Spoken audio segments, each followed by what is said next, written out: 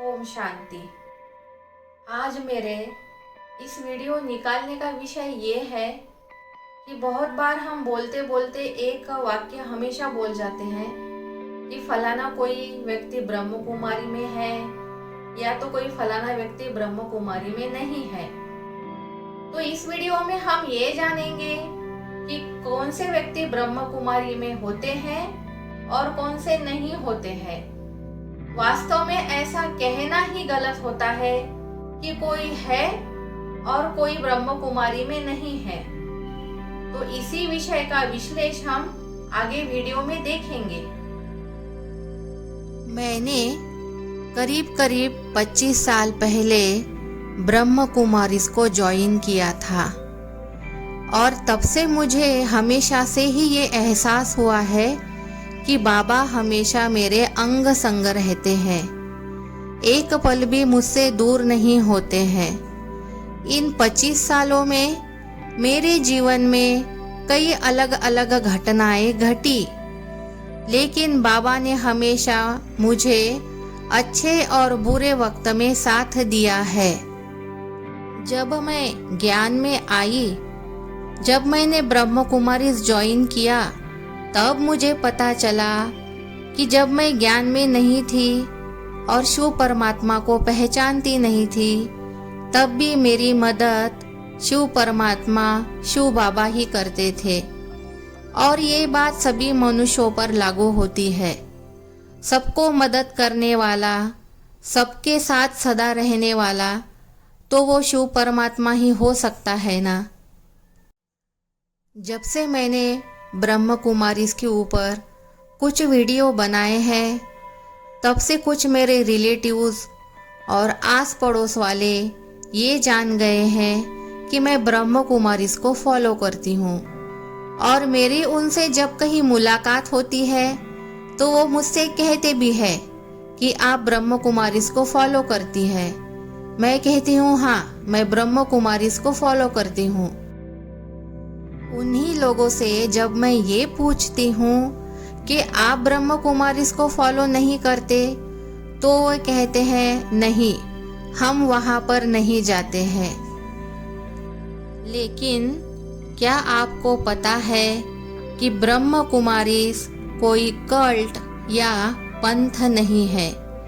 ये तो godly university है, जहाँ पर अच्छा जीवन कैसे व्यतीत करना है और देवी देवताएं गुण कैसे धारण करने हैं तथा नवयुग की स्थापना कैसे करनी है, ये समझाया जाता है, ये सिखाया जाता है। अब जो लोग ये कहते हैं कि वो ब्रह्म कुमारीज में नहीं है, तो उन लोगों से मैं कुछ सवाल पूछना चाहूँगी। पहला सवाल है कि आप अपने आप को किसके बच्चे समझते हैं, राक्षस के या परमात्मा के? जरा सोच कर बताइए, आप अपने आप को किसके बच्चे समझते हैं, राक्षस के या परमात्मा के? तो इसका जवाब यही होगा कि सभी लोग अपने आप को परमात्मा के, ईश्वर के बच्चे समझते हैं। और बड़े बड़े प्रकांड पंडितों ने, भविष्यकारों ने भी ये बता दिया है कि अब नवीन युग की स्थापना होने वाली है और 2025 ये बहुत ही परिवर्तनशील साल होने वाला है। तो ऐसे समय में आप अपने आप को कौन से ग्रुप का मानते हैं? जो इस दुनिया का विनाश करने वाले हैं, आप उस ग्रुप में हैं, कि जो इस दुनिया को परिवर्तन करके सतयुग की स्थापना करने वाले हैं, देवी देवता धर्म की स्थापना करने वाले हैं, उस ग्रुप में अपने आप को समझते हैं? तो आप विनाशकारी ग्रुप में हैं या स्थापना करने वाले ग्रुप में हैं? इसका भी उत्तर ज्यादा से ज्यादा लोग यही देंगे कि वो नई युग की स्थापना करने वाले ग्रुप में है। मेरा अगला तीसरा सवाल ये है कि आप कहाँ रहना चाहते हैं?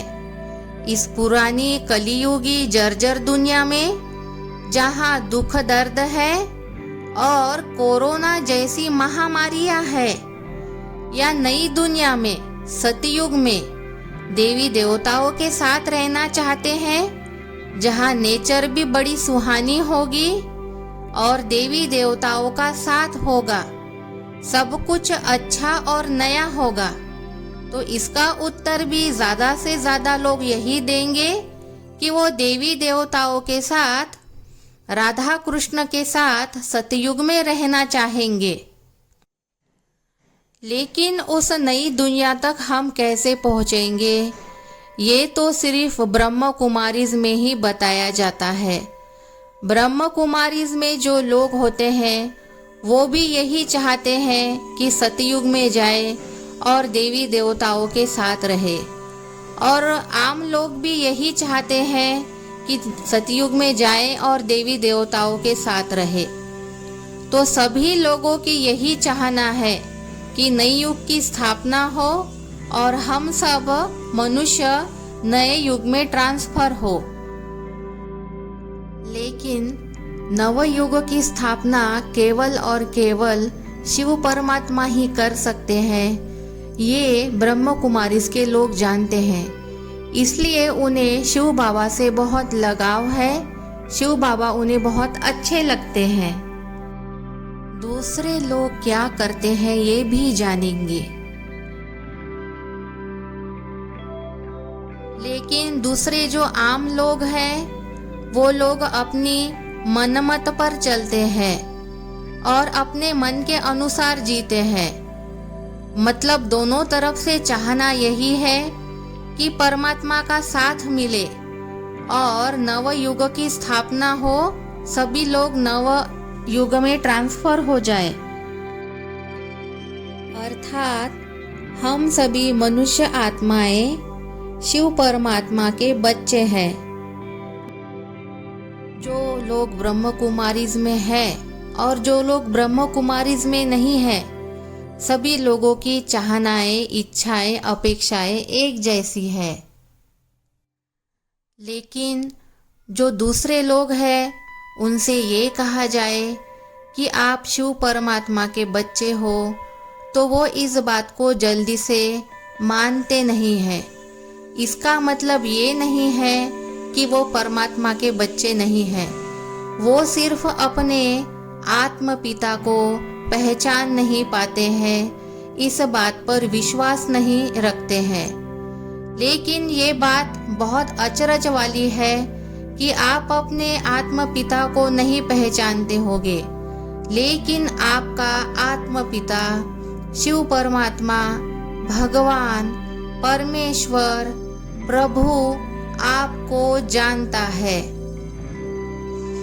नई दुनिया स्थापन करने का कार्य शिव परमात्मा, भगवान, ब्रह्म कुमारीज द्वारा ही करवा रहा है, क्योंकि वही लोग परमात्मा को जानते हैं, उनके कर्तव्य को जानते हैं। तो हम सभी मनुष्य आत्माएं उस परमात्मा की संतान है। वी आर गॉडली फैमिली, वसुधैव कुटुंबकम। इसी बात को अब मैं आपको एक छोटा सा उदाहरण देकर समझाने वाली हूँ। उदाहरण के लिए मान लीजिए कि किसी पिता के दो बच्चे हैं। जो दो बच्चे हैं उनमें से पहला बच्चा अपने पिता को जानता है, अपने पिता के कार्य को जानता है, उनके स्वभाव संस्कार को जानता है, और वो अपने पिता के कहे अनुसार उनकी श्रीमत पर चलता है। वो जैसे चाहता है वैसे चलते हैं। लेकिन दूसरा बच्चा जो है वो अपने पिता को पहचानता नहीं है। उसके पिता क्या है, उनके स्वभाव संस्कार कैसे हैं, उसके पिता क्या कार्य करते हैं, ये भी वो जानता नहीं है। लेकिन वो अपने पिता को जानता नहीं है, इसका मतलब ये नहीं है कि वो उसका बेटा ही नहीं है। उस पिता के तो दो बेटे हैं, एक जो उन्हें जानते हैं और दूसरे बच्चे जो उन्हें नहीं जानते हैं। ठीक यही बात होती है सभी दुनियावी लोगों के साथ।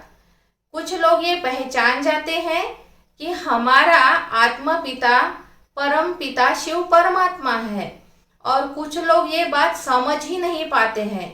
और जो लोग ये बात समझ नहीं पाते हैं तो इसका मतलब ये नहीं है कि वो शिव परमात्मा के भगवान के बच्चे नहीं हैं। बस फर्क इतना है कि उनके समझ में नहीं आता है। वास्तव में सतयुग शिव परमात्मा सभी के लिए स्थापन कर रहा है, लेकिन सतयुग में जाने के लिए स्वभाव संस्कार बदलने बहुत जरूरी है।